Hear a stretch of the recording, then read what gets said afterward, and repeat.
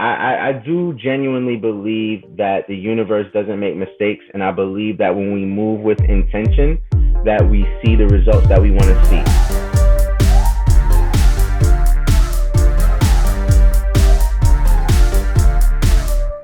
This is QNW Quarantine Network. I'm your host, OG. Got my bros on here. We got Mirage Beats out of France, Charlie Pockets, and the special guest, SoSoon. Eating. What's going on? What you eating, man? I killed some spinach and some mushrooms, and then I beat up somebody at BBQ's for the chicken. Yo's having quite the night already, yo. Jeez. All in a day's work. Bro, I just had some spinach too, bro. That's crazy. Some sauteed spinach, bro. Sauteed spinach hidden, bro. I love vegetables. Gotta have I honestly do love vegetables. I've been on this health tip lately, so I've been eating like spinach salad, yo. Just spinach leaves and a couple croutons and a little bit of dressing, and that's it. Like maybe some broccoli in there, some, tomatoes or something. But bro, hence the green background. You know what I'm saying? Quarantine network. Gotta stay healthy. You gotta stay healthy. Yes, sir. I'm chasing it with whiskey. I think that cancels everything, but I'm chasing it with whiskey. So, ain't no wrong with a drink. Yo, shout out because we got the whiskey right here too. So I disguise it sometimes in the coffee cup, yo, just to. Not me. You gotta keep them. You gotta keep them. You can't. What's that reel or that TikTok that goes around? It's like never let them know your next move or something. It's so stupid. Yeah. It don't even make sense, but it's just everyone's like, I got this H2O, man. Gotta stay hydrated out here. I be parched, dog. You smoke a lot of gas, you gotta have some drink. You gotta have some. Hey, I was about to tell that. I was about to say that. You have that smoke, you need that water next to you. Keep that water. I be sounding like SpongeBob off the first episode. How do you eat it? I be fried, bro. They be like, all right, give me a second, bro. I forgot to buy something to drink. But nah, man, soon, man, like, you said you about to go out of town, bro, so, we had to get you on here before you dipped out, man. Where you going? So where you headed? I'm headed to Jamaica. My partner, one of her undergrad friends is getting married, so we hitting the destination wedding. She walking past on the other side of the camera being nosy as fuck right now. But yeah, we headed to Jamaica, so yeah, that should be exciting. I haven't been to the Caribbean as an adult, so. Yo, all in my face right now. I can't see it because she's like all in my face right now. You hear her, but you don't see it. I was about to take a photo so I could send it to y'all after. Bro, she sound like a cool chick. But yeah, so that's where the moves are happening. Hey, before we started, shout out to people from 82. We the best. Wait, how did you get that information? Yeah. Yo, he's like Nardua, yo. Not that I'm hiding it, but how did you get that information? This man, your birthday experience with all the shows, Nardwar, and I was like, bro, we're both from 82, so we have to make something together. And you mentioned that. You surely mentioned that. I totally forgot. Thank you for reminding me, Mo. Yo, yes, you did. Yes. Okay, we're good. We're here. That's fun, though. I think y'all should. That'd be cold. Yeah. Right. Yeah. Tell us more about that experience on your birthday. Like all the performance, all the shows, all the running from a spot to another spot. Yeah. It was wild. I was exhausted. I basically inadvertently took a social media break after because I was just so exhausted. I didn't anticipate. I don't know why, but I just didn't anticipate it to be that exhausting. Excuse me. So I'll tell you this really quickly. The idea was inspired by this dude whose name I'm blanking on, but he works with the UN on something on that, like a youth ambassador for United Nations, and he had done like a virtual lecture to an organization that I get contract work from as like an educator.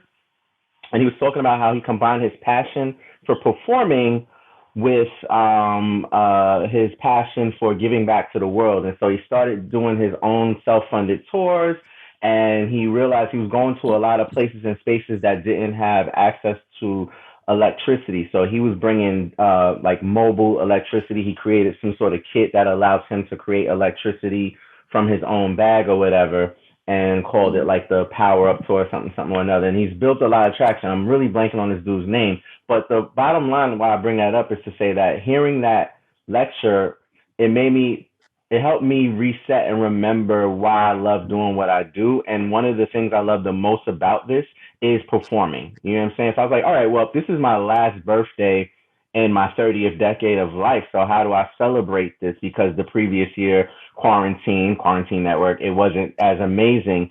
And so I was like, all right, fuck it. We're going to do a birthday crawl. I'm going to perform one song for every year of my life. If people want to tune in on Instagram Live, on Facebook Live, whatever, if they want to ask me to perform songs, they can do that, like ask for requests or whatever. But one way or another, I'm doing no less than 39 songs. And so it was just like setting up the locations. The cheat code was that I started and ended at my apartment. And so like I woke up, put on shirt and tie, collar, bow tie, whatever, sports jacket, whatever, did a set, changed real quick, and then zipped off to Brooklyn to a recording studio for the engineer who did my album that I most recently dropped back in September. Then we went to a tattoo parlor. I got inked up while performing, and then a restaurant bar, and then another studio, and back home. So it was exhausting. At the fifth location and the fourth location, I had people who actually came through in person to join.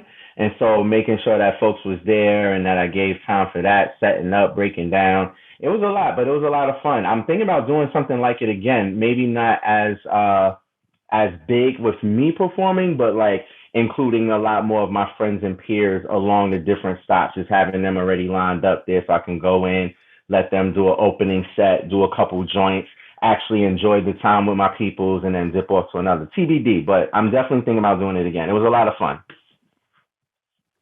Yeah, it was great. I was following on IG and I was like, damn, he's crazy. And the funny part for the people who didn't saw it was the energy, because SoSoon he keeps the same energy every time. You don't people on the other side don't realize that he's tired. He keeps pushing. I imagine that when you got home, you slept like 12 hours. Yeah. Well, you got to remember. So I get home, it's like 11. 16, I was maybe. so far past schedule, like the timing, not far past, but like I was like 2 hours behind. And now it's 11 o'clock, and I got a neighbor below me who I know. He's cool, but he has no clue it's my birthday. And I'm just sitting there like performing, trying to keep that energy up, but not be loud, bouncing on the bedroom floor, just jumping, turned up, whatever. So that was really interesting. And then when it was done, I poured one of these. I threw all the clothes aside, which normally I like to get stuff, put stuff away, and put things where they need to be. But I was pretty spent. I must say. But it was worth it. Like I said, it was worth it. I pride myself on trying to do things that are just a little unique. And I don't think I've ever seen anybody do anything like that in a 24-hour period, performing in 6 different locations. I wound up doing 40 songs. The goal was 39. I wound up doing 40 because I wound up getting one request, which pushed it to that 40 mark. But it was a lot of energy. So I know if I'm going to do it again, I know how to better prepare for it and what I need to make sure that sound is good. And, you know, when I'm streaming, that's I have a better camera for streaming now than using my laptop camera. I have my own studio monitors that I can bring if necessary. All these different things. What's that piece of equipment that they was wilding out about early in Versus when they were still doing remote Versus and people sound fucked up? They was like, you need one of these? I forget what it's called. iRig. I got an iRig.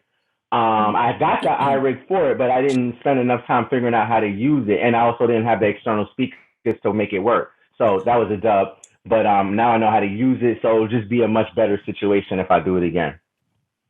Right. That's where you learn the most, right? From your mistakes. Yeah, never mind. Okay, you said my fault. I was thinking. Tell us more with about the you. hold up with the Who what's is it called? SoSoon? Wait, say that again. What's it called? The what? iRig. iRig, and what? Can you explain what that is? Yeah. So, if y'all remember or if you saw in the early stages of the verses, they were having when they were still doing remote, they were still having folks who were having sound issues, which sounds crazy because these are like multi-million, and in most cases, I'm sure I can safely assume that these are like successful multi-millionaire musicians, and you think that they'd have people in their corner that could just make sure that they have high quality sound, but it just wasn't happening. And so you get this piece, there's different versions of it, but you get this piece that allows you to maximize the sound that is coming through the stream when you're streaming performances. So like if I'm on a Zoom, I'm not using it now, but if I were on a Zoom and wanted to do a live performance, if I were on an IG, I could connect my phone to it, I could connect my laptop to it, and it just makes sure that it doesn't sound like shitty speaker so it's quality. like I'm shitty laptop quality when the people who are watching the stream are listening. So it's something physical that you attach to the phone, and it like amplifies the sound, or like it whatever, makes the sound more. All the people all the DJs especially enhanced, who are hosting like lives and IG lives, D Nice, one of my former group members who was doing his own quarantine DJ sets, they had to have iRigs to get that sounding like if I listen to it from my laptop headphones or my Bluetooth earpiece, it's still going to sound as good as if I was there in person, essentially. So, right. Basically, it starts with something like this, so you can connect your stuff, and on the other side is a type of USB that you connect to your phone, and then you connect to all the instruments. Like a controller. Yeah. Yep. Exactly. It's amazing what you can do with phones nowadays. Right. Listen, I'm gonna tell y'all real quick. I used to a little over a decade ago, I used to work for AT&T selling cell phones. And so I happened to be there right during the transition of like when it was from flip phones to like smartphones existed, but we were talking about like Blackberries and Palm Trios, which didn't have a color screen, but you could get internet, text, have a full keyboard. And then I was also there when the iPhone dropped, and I worked in Times Square. So it was a centralized location, and people don't realize BlackBerry was lit back then. Like they were on that. BlackBerry was God, and iPhone came and crushed the building. Yeah, until Apple started coming around, like you had a bunch of different competitors. Once Apple came through, it was over for most. You know what I mean? Like it was. Yeah, I will never forget it. It was the wildest thing. It was quite literally. Like I never envisioned when I got that job that I would be there, being able to see in real time just the change in technology. You know what I'm saying? Yeah. And now thinking about where we're at now, like you were saying, what phones can do. Even then, the first iPhone and what it was doing then was insane. But now, in comparison to what it can do now, how fast the internet can surf, the different things you can connect to it to enhance like your video, to enhance your audio. It's just insane. It's insane. I'm thankful that I live in this time to actually be able to see it. That's true. Listen, we're on iPhone 13 right now. I think the iPhone 3 is like more powerful than the computers that NASA had when they went to the moon. You know what I mean? Like crazy. Like what, bro? Definitely. SoSoon, tell us more about you. Let the people know who is SoSoon. So SoSoon, the name is actually an acronym for Sound of Something Out of Nothing.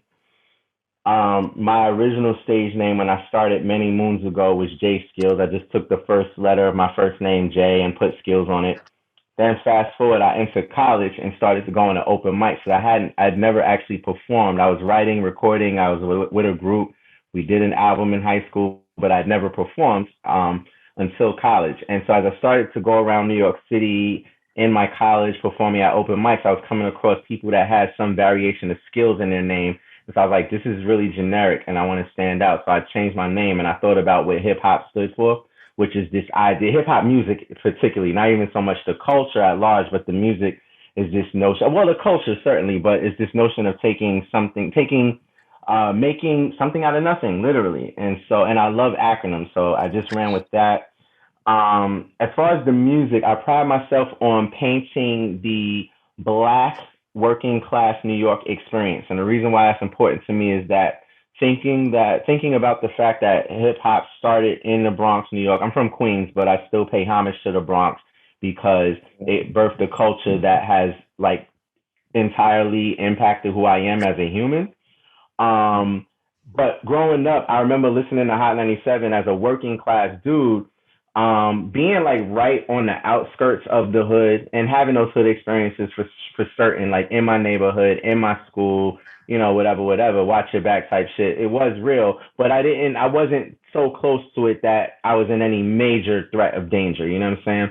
But I listened to the radio and I'm like, all right, we have basically your I ain't got shit stories or your rags to riches stories, right?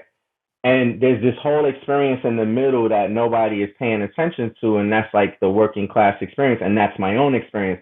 So I wanted to be very intentional about that. And then as I thought about it more, what I began to realize is that I love all that music. I love hood shit. I love commercial shit. I love lyrical shit. I love conceptual shit, all that. And I want to be able to bring together all these things to demonstrate my own versatility, but in a way where people are not saying, oh, he's contradicting himself because one moment he's talking about partying and the next minute he's talking about protesting this, that, and the third. Like this is a real experience. I'm not protesting every fucking day of my life. I'm not partying every day of my life.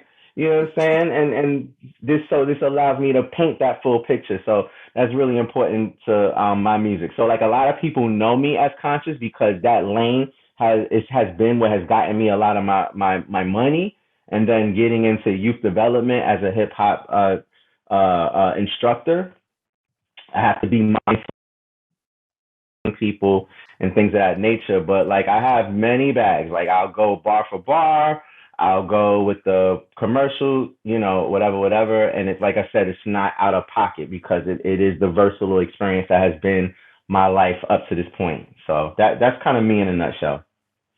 I think as an artist, when I listen to you, I do admire your versatility. I feel like you can do a lot of different things, you know what I'm saying? And I feel like that's where you and I got a lot in common. So I definitely appreciate what you do. And I hope you never stop. You know what I'm saying? That's just being straightforward, you know, artist to artist. I think you one of my favorites that I've been listening to on a regular basis. So I appreciate you, bro. Oh yeah, definitely, man. That means a lot. Coming energy on 100. Your work ethic is just fucking insane.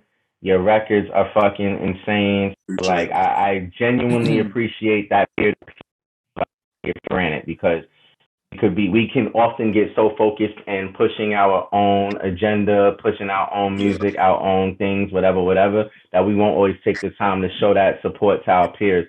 But it's mutual love. Like you're fucking talented as hell, and I'm anxious to get on a collab with you. Oh yeah. Oh, we gotta see that. Yo, we gotta see that happen. Yes, sir. We gotta see that. So last week we found out that at 12 years old you spit your first bars in front of your cousin King Virtue. So I wanted to ask him, but I was like, nah, I'm gonna keep this question to SoSoon. Do you remember that day? How it was, like the feeling? I don't remember the day. How many years ago did you say? So he said you had 12 years old when you spit your first bars in front of him. 12? Hell no. He's about 2 years older than me. And I spit my first bar to him when I was around 13. And I've been doing this. I call my professional hip hop career 22 years because I started college in 2000. And that's, like I said, when I got my first opportunity to perform. But like I said, I've been writing and recording since, we'll say 14. I wrote my first bars like around 13, 14. So I probably let him hear my first bar around 14, 15. And I'm like you said earlier, Mo. I'm 39. I'm knocking on 40's door in a couple of months. You know what I'm saying? So it's been like well over half a life ago since I let him hear my first No, bar. How it feels No, like that's to spit some bars and have someone close to you and listen to you and telling you, bro, don't give up. You Yeah, no, it was important because you got to understand that King Virtue was he's like, so he's actually my uncle, but because there's only a 2 year gap, we have a mutual agreement to call each other cousin. But he was more like a big brother to me. Like growing up, he was more like a big brother to me. And so I remember being young, having hoop dreams, like a lot of black men from the hood, you know, or from working class places. You know what I'm saying? I really genuinely had that dream, and it wasn't realistic. And he was the first one to give me that real. He was like, "Look, you're not really gonna grow much more than you are now. You don't really play a lot of organized ball. There's only but a couple hundred people who get into the NBA. And this was before international was funneling so many people to the NBA as they are now. You know what I'm saying? And that shit hurt. But he gave me the real. So now fast forward a few years later, I come to him, I'm like, yeah, I've been dabbling with rap here and there. You want to hear something? I don't remember the day, but I remember enough about the experience to kind of infer what happened. So I spit it for him. He loved it. And yes, as you mentioned, Mo, he encouraged me to keep going. And it was important because I would say that that had a huge, it's one of the many things that influenced me to continue to take it serious. And then he'd come to a couple of shows. He was my manager. I don't know if he mentioned that, but he was my artist manager for a little while. And then we like lost contact for a while, and we reconnected during the pandemic.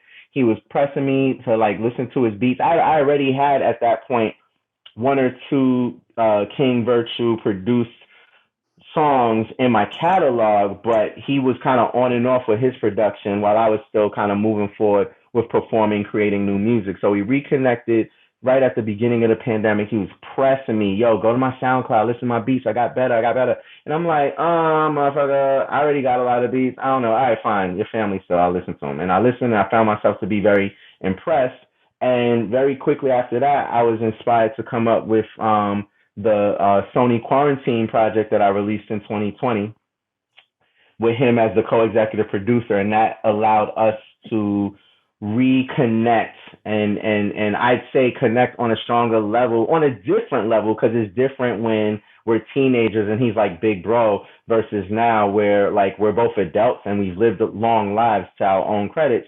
And I look at him more as a peer, but at the same time, he's somebody that knows how to like get me fired up and put the battery in my back when necessary, when I'm like slacking off or just not moving as productively as I can. He knows me well enough to know the right words to whisper in my ear to get me productive. So I love that dude. That's my family, and I'm really thankful for the pandemic. That sounds crazy to say, but I'm really thankful for it because one of the many blessings that came from it was reconnecting with somebody who in my younger years meant so much to who I am as a man, but also who I am as an artist. Yeah, so shout out to King Virtue. Shout out to him. Shout out. Yes, sir. Man, I just think, you know, I feel like you got a lot of big things coming up that you really haven't even said. Like I can feel that, you know what I'm saying?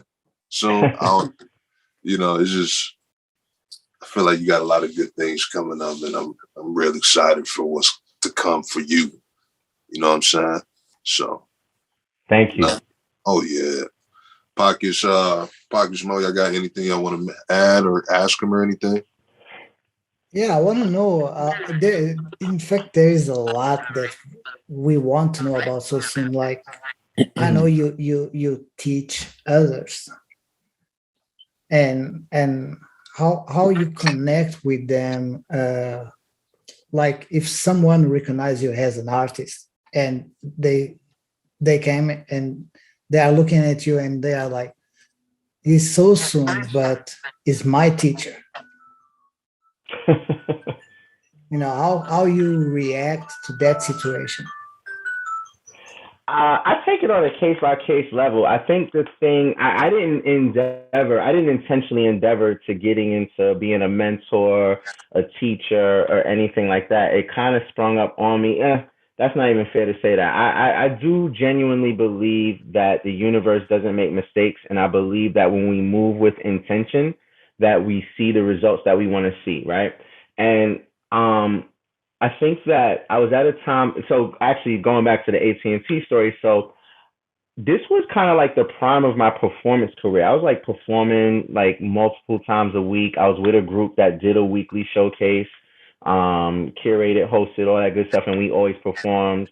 And then I was also performing on my own as a solo artist or whatever. And I remember just thinking to myself, okay, AT&T is the most money I've ever made at a given moment in my life, and I'm thankful for that. And that shit is pulling me away from, honing my craft as a performer, as a writer, as a recorder. And I just want more opportunities, more time to be able to commit to being an artist. Long story short, I get fired from AT&T, and I understood immediately that that was the universe saying, like, you asked for this, nigga, now let's get it. And so I was doing a bunch of odd jobs to get money to pay rent, whatever. But I found that I was getting more time to be an artist. And the thing that it really opened up was this avenue into youth development and mentorship at large. And so I started doing that, and then I got opportunities and so on and so forth. And what I quickly learned about myself is that I was built for this for two reasons. I'm not heavy in youth development right now, but I still have a lot of memories from different about myself is that my patience, my willingness to listen to people, and my non-judgmental approach to people and things You're an empath. make me the perfect person for being a mentor, a teacher. You know what I'm saying? So I wouldn't say I'm an empath because I also know how to like put up boundaries. Like I'm not like I have mentees that if it were up to them, they'd be on the phone with me once, multiple times a week, and I just don't have the energy for that because I'm an artist. I do have a day job still. I have a relationship that I have to manage. All these different things in my life, and I'm also like I tell people all the time, I'm actually an extroverted introvert. So when I'm on that stage, when I'm in front of certain groups of people, you will get that energy that Mo talked about earlier that I brought to my performance is me on the surface, but beneath the surface, like when this camera goes off, I'm gonna be watching the game, which is on above it, and just chilling, and and that's the introversion in me that time to recharge. And I've had to like put that boundary up for a lot of my men. Like I can absorb that non-judgmental and give advice or just be a springboard for ideas or whatever. But I think that's what I've always brought, even before I understood that those were my quote unquote superpowers as far as a mentor. Yeah. When I say empath, I just meant like, you're empathetic to other people's feelings and whatnot, which is, it's an important skill to have, when you're collaborating with different personalities and different people and yeah. Absolutely. That fair. I'll take that then. I'll take that. I appreciate that. Yeah, that's all I meant by that. Yeah, so. QNW audio podcast available on Anchor. Follow us at We Are QNW. Let's get into the bread and butter, bro. All right. Oh, so, bro, we're gonna pick this discussion up at a later date, though. Definitely. Episode part 2 of this podcast. We're gonna discuss this further. Oh yeah, definitely, man. So this segment of the podcast, man, is called Bread and Butter, man. We're gonna ask you a couple questions, so let's get it. So soon, man. If you could make a song with 3 artists, dead or alive, who would they be? Busta Rhymes, Anita Baker. Okay. Now we gotta try it. And Stevie Wonder. Ooh, I like that. Damn. I like that. That's very funny because one of the questions I didn't get to ask you was like, who are some of your musical inspirations from like a previous era? And I'm talking pre-80s, so like 50s, 60s, 70s, you know what I mean? And then you hit with Anita Baker. Who else did you say? You said Stevie Wonder. Stevie Wonder. Yeah. Mm-hmm. Oh, Stevie Wonder. One hell of a track. I got to see Anita Baker a few years ago at her farewell tour, like essentially her retirement tour. I was able to take my mom, my stepfather, well, my girl and I, we were able to take my mom and stepfather. This shit was crazy because I grew up on Man, Anita that's because of my mom. So to be able to do yo, that was huge. We drove out to Philly. It was fucking amazing. It was that's amazing. super dope. That's super dope. Yeah, That's that's crazy. a nice story. I like that. That's a nice story. That's Thank you. crazy. Yeah. So, if you could have a song on a TV show or make a song for a TV show, a movie, or even a game, what will be? Does this show have to be current in existence or Mm, like Doesn't past matter. or doesn't present? matter. Doesn't Doesn't matter. matter. New York Undercover. Mm. That was such a classic. That was such a classic. That was like during the New Jack era of music, but like New York Undercover was just such a classic New York show. I would say Law and Order as a close second. I'm I just was about like to say SVU has got to be I right up love there Law and too. Order. I only got into it in And syndication. Like I didn't watch it in real time. I never watched Law and Order in real yeah. time, but like No, me neither. on a Yeah. Sunday I There's could so turn many Law and damn Order on. episodes. How can Yeah, you they say had that? marathons, yo, and then They people got had Law and that Order shit on episode seasons on DVDs. 498,000. Definitely, definitely. Right. Because they had like 4 different versions. Right. Each version I'm had like, like nigga, 200 bro. episodes. I'm Right, like, right. yo, Ice-T, I ain't even. sit your No ass one's seen them down. all. There's no one on earth that has seen all the episodes, yo. It's like Right. if you've seen all the episodes, that's a Guinness World Record or some shit. They really got. Stupid, bro. Yo, it's funny because sometimes I'm watching it and I see like season 3, and I'm like, bro, yeah, the last episode was season 6. Right. Right. So They just I'm like, mixing the Listen, mittens bro, up. They I'm yo, like, fuck lost. it. they I'm stayed lost. with the cameos, yo. Like if you were on that show, like that shit would vault your career. Like they Wa- had mad watching it, cameos on that show. watching it in syndication now, and seeing famous actors, actresses who had early breaks on it. I'm like, what? Like Kerry Yeah. Washington was on Law and Order? What? Like Oh just so yeah. many people I've seen and had no clue. It's Yeah, insane. It's yeah, all definitely. them shows that like was back in the day, like NCIS For and sure. For sure. what was it, Well, General House, all them shows, man. It's all Those, types of yeah, that motherfucking was stars. probably the glory days of Like, TV. Was probably like the '90s and the early yeah. 2000s. Like that's what the Oh, glory I mean, days of TV. that's debatable Because because they had a lot there's of a lot great of great shows. shows over the decades. That's No, debatable. but I mean, in that era, there was a lot of like simultaneously good shows. Like you, almost every network had a hit show. You know what I mean? Every network had a. But that's debatable. Some, like, Debatable. Bro, well, I yeah, would you're right. say It's the debatable. longest It's show is debatable. The Maybe I'm Simpsons, wrong. bro. I'm not saying Yeah. that was during that era. I said '90s and early 2000s. I would That say includes now. South Park. That includes Family Guy. That includes Yeah. all the Simpsons. Yo, those are. But I would say now, as much as Robot those shows that I Chicken, Rick grew and up Morty. on, Rick and Morty's a right. little bit later, actually.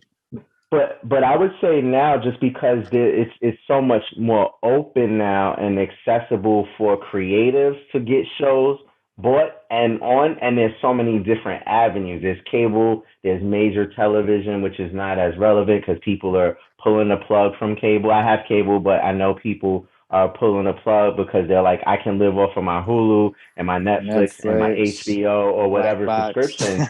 There's just so many, and everybody now, all the major networks have their own streaming channels. So NBC's got Yeah. Peacock, HBO Max, Disney's got fucking everything. Disney You know Plus. what I'm saying? Like Amazon. Showtime, HBO, Amazon, and they're just making top quality content. Quick story for y'all, since we're talking about television. I know this takes away a little bit from bread and butter, but I know a poet, a spoken word poet. Well, she's a poet, but I guess you would have to put her somewhere around like a B or C level actress. Her name is Dominique Fishback.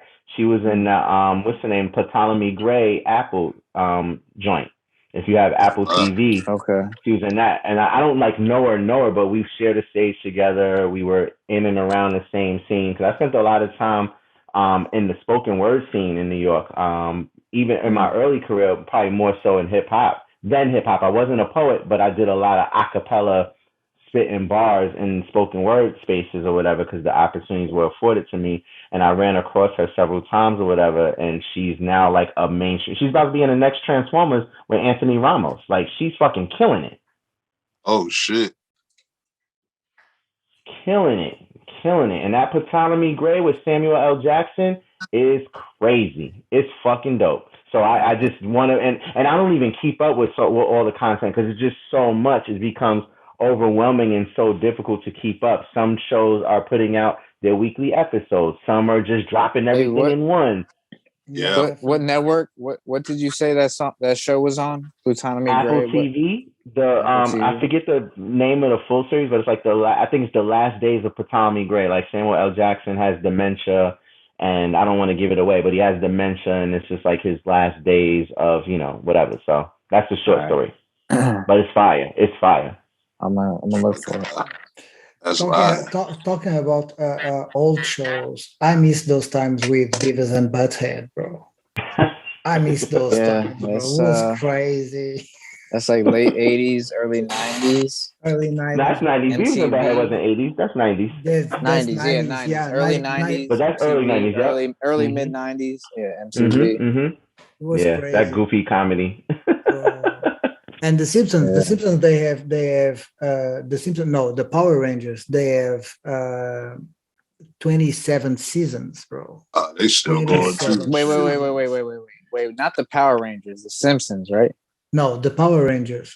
Both. They don't have Simpsons got like 30. Yeah, Simpsons is 89. Yeah, Simpsons. The Power Rangers did not go that long. No way. Bro, I'm telling you. Maybe in France, not in the US. Yo. Nah, Mo not lying. He not lying. They really had that many seasons? Yeah, bro. I'm telling you. What network were they on after like season 4? Because I didn't see no Power Rangers after a couple of years, and I was like, all right. You're telling me they still had a show on what network though? There was no other networks back then. Bro, they didn't have Netflix and Hulu back then. Where were they at? They didn't have Disney Plus. YouTube. Now they had at least 15 on what's the name on, and then also Power Rangers started in Japan, which I don't know why I didn't know that until like later on in my life. Right. But. So they might have had Japanese. They had Japanese episodes. Facts. It was like Pokemon, but that stuff right. wasn't in America fully. The last season, I could be wrong, but the last season is the season 29. Has 22 episodes and was dropped on Netflix March 3rd, 2022. Damn. All right. Yo, Mo, you're telling me, the first season, if I go to Netflix, I can find 20-some seasons of Power Rangers? Bro, the first season got 60 episodes. And it's from 1993. That's I was born. Come on, big. I remember that. Yo, they were ridiculous with the amount of episodes back in the days. They were season have like 50 episodes, like 100 episodes. T-Man, I went back and watched. What was I watching? I was watching Thundercats during the pandemic. I was watching Thundercats on Hulu, and it was like 70-something episodes for season 1. Wow, that's when TV was different. Right. DuckTales. We getting old, bro. Man, hey, listen, come on. We don't need to talk about all that. Listen, I knew age is just a number. Age is just a number. It's a mentality. Like we don't need to discuss that. We already feel it every day. So we don't need to put it in our psyche too much more. Like, come on. I just want to say this really quick.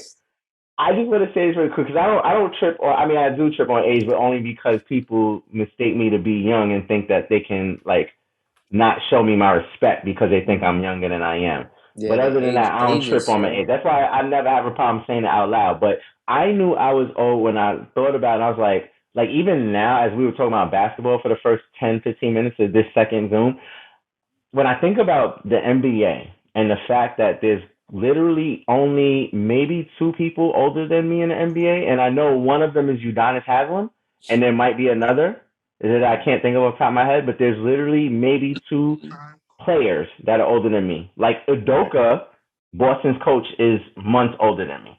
You know what I'm saying? Like, and I'm like, he's a young coach, and I'm like, oh wait, no, that's about it's a range, and especially now that they're allowing more black coaches, black and brown coaches. They're generally younger than these older white coaches who have a lot of skin in the game. But like just knowing that like my favorite player, LeBron, for example, I'm like I got a whole 3 give or take years over him. It's just mind blowing. So but it is what it is. Listen, I'm still holding out for the first Asian head coach. Like I'm waiting for respect. I'm waiting for Jeremy Lin to come Eric in. Spoelstra, bro. Is he Asian? Is he part Asian? He look Asian. I don't know. Like he might be Southeast Asian. I assume Charlie came out like. If he is, I didn't know about it, because I'm pretty sure he's Southeast Asian, but I understand what Charlie was saying. Listen, I don't East, North, South, West. Like if you Asian, you Asian in my book. Like it might be Spoelstra. I don't care if you Pacific Islander, like me. It might be Spoelstra because I don't think Spoelstra is Caribbean. Kazakhstan, Mongolia, whatever. you cool with me? Indonesia. Listen, we in this. We on the same team as far as I'm concerned. Like respect. Not listen, but no. Listen, I believe everyone in the human race. Like we all human, so we all on the same team. At the end of the day, that I don't believe in. Yes, sir. Yes, I agree. Up like that, I believe we should. I wish that was a majority agreement. You want to think. You want to think that most people are good-hearted and good-natured. You want to feel like the majority of people are like that. But I guess it's hard to tell. Like, you never know. Like, is it 50-50? Is it 60-40? Like, how many, you know what I mean? Like, you want to think, you want to hope that the more than 50% of people are like, for the most part, good people with good intentions. Like, you want to hope for that. Right. Like, it seems like it should be that way, right? But I guess it's hard to quantify that. Like how many, you know what I mean? How many people do you know that fill out surveys? Not many people I know. You know what I mean? So how are we getting this data? How are we getting this data? Like we can just hope. We can only hope. You know what I mean? But you see so much crazy stuff out there, and you start to wonder, politics and everything, man versus woman, everything's getting so divisive in our culture. Like it's crazy. It makes you think a little bit. Like, man, what are we coming to? Come on. Yeah, Charlie. I just hope. Go ahead. No, I was just gonna quickly say that I asked my partner as she was walking past if she could replenish my whiskey for me, and she basically just told me to suck it. She did the who was it that used to do that in WWE? CJ Sanders did that to me. Who was that? Yeah, it was a Triple H. Yeah. Just suck it, and then and now she's asking if she's getting paid to be in the podcast. This is not the life of an old head rapper. Tell her not yet, but the residuals is coming eventually, but not yet. Yeah, not yet. Yeah, one of the hosts said the residuals, not the immediate, but the residuals when it gets we got you. We got you on the back end for sure. Like you were early investor, so we got you on the back end. This is the seed round. Like you in like string, bro. We got you. Listen, you seen Shark Tank, just wait, get be patient, right. We got you. So soon. I got a question. So one of my favorite songs is "Sit With It." I love that song. I don't know. There's something on that song that I can listen and put it on repeat and listen again. The flow, the cadence, the message, everything. Between other songs, but I want to know more about Involuntary Immigrant. Yeah, I'm gonna try to give you the short version because it's like a multi-layered story. So my first album, and it's funny because it brings it back to King Virtue. The first album that I ever recorded as a solo artist was called 3 Sides to a Story, Side 1 The Truth. It was supposed to be a 3-part trilogy. Whatever. That's another story for another day. And when everything got recorded and mixed, whatever. At this time, Virtue was my manager. He was not making beats yet, and he listened to it and he was like, "Yo, your lyrics outshine a production." The producer was a producer that was part of my very first group. I've been a part of 4 different groups in my career, and this producer was the producer for my first group. And so Virtue thought that my lyrics outshine the production and that I should shelve it. So I took his advice. I shelved it. I think that was probably one of the reasons why we ultimately had a fissure in our relationship because I put a lot of blood, sweat, and tears into that project, and so that was a hard, thing to deal with. But then fast forward, I met a producer through a mutual friend many years later. We worked on a song. I recorded it. I didn't love it. And then we lost touch for about a year or two. And then we reconnected. We're at a 10-minute mark. Again, I see it. It's all good. I can extend. I'm good. But I reconnected with this producer and we decided like let's make a project. I don't even remember exactly how that happened, but we decided to make a project. And I know that this guy is very conscious minded like I am. And so I thought about and I think at some point when we reconnected, it was around the time that I had gone back to college to finish my bachelor's degree. And I came across a theory. I'll mention my partner again, who is crumbling paper or something in the background, but she was very influential in this and without meaning to do so. She had given me some of her old books from her undergraduate career, and I came across this research by a anthropologist professor named John Agbu, and he was talking about this theory about involuntary minorities, and basically he was researching the difference in experience between people, not just black, but people in general, who voluntarily migrate from one place to another versus the experience of those who were forcibly brought from one location to another. And so the study, for example, looked at like high school students in New Jersey and the difference between like the children of voluntary minorities versus like black children and the success rates and what were some of the reasons why that was happening. And I thought about this idea of being an involuntary immigrant. I was not brought here on my own will. I'm at this point, I don't know, like at least fifth generation American, black American. And that's kind of what the concept came from. As far as the song Sit With It, I wrote it around the mid 20 teens when Eric Garner was killed, when Michael Brown was killed. And I was I was working in youth development at the time. And I remember very specifically that like on my team, my job was an activity specialist, which meant that I played like board games with the kids. I facilitated hip hop workshops. We did discussion groups. I led like men's group, community meeting, whatever, all these different things.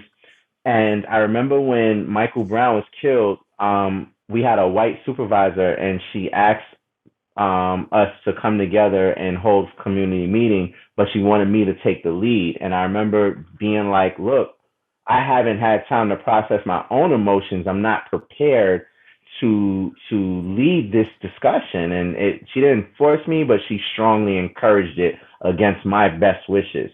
And that was what inspired the song. And then the next piece to all this, and this is the final piece, is that so we wrote the song. I wrote the song, and there was 2 verses. The job after that particular job that I was talking about, I was an after-school coordinator for an organization that taught filmmaking to young people between 14 and 24.